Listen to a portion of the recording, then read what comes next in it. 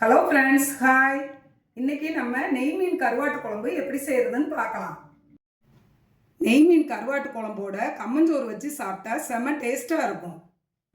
நெய் மீன் கருவாடை தண்ணி ஊற்றி ஊற வச்சுக்கலாம். கருவாட்டு குழம்பு செய்கிறதுக்கு அடுப்பில் ஒரு வடைச்சட்டி வச்சு நல்லெண்ணெய் ஊற்றிக்கலாம். கருவாடை 1 மணி நேரம் தண்ணியில் ஊற வச்சு நல்லா கழுவி எடுத்துகிட்டு வந்தாச்சு. இதை நம்ம எண்ணெயில் சேர்த்துக்கலாம். கருவாடை திருப்பி விட்டுக்கலாம்.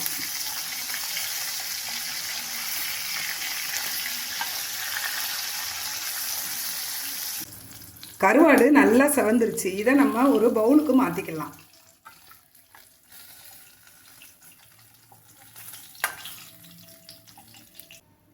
சீரகம் கொஞ்சம் போட்டுக்கலாம். சீரகம் நல்லா பொரிஞ்சிருச்சு. நறுக்குன சின்ன வெங்காயம். அடுப்பை சிம்மில் வச்சு வெங்காயத்தை கிளறி கொடுத்துக்கலாம். 5 பல் பூடு போட்டுக்கலாம்.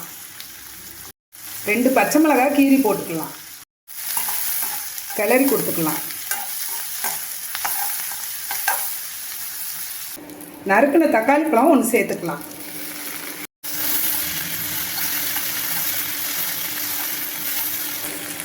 குழம்புக்கு தேவையான மஞ்சள் தூள். வெங்காயம், தக்காளி, பூடு எல்லாமே நல்லா வதங்கிடுச்சு. கருவாட்டு குழம்புக்கு தேவையான குழம்பு மிளகாய் தூள் சேர்த்துக்கலாம்.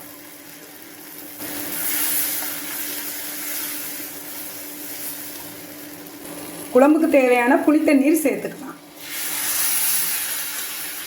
குழம்புக்கு தேவையான தண்ணி சேர்த்துக்கலாம். குழம்பு நல்லா கொதி வந்துருச்சு. அடுப்பை சிம்மில் வச்சு மூடி வச்சிடலாம். கருவாட்டில் ஏற்கனவே உப்பு இருக்கும் குழம்புக்கு, அதனால் கொஞ்சமாக போட்டுக்கலாம். நம்ம பார்த்துட்டு போட்டுக்கலாம். மூடி வச்சுக்கலாம்.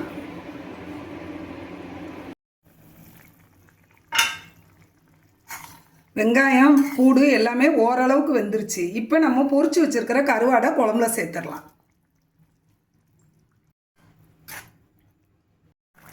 கெட்டியான தேங்காய் பால் குழம்புக்கு சேர்த்துக்கலாம்.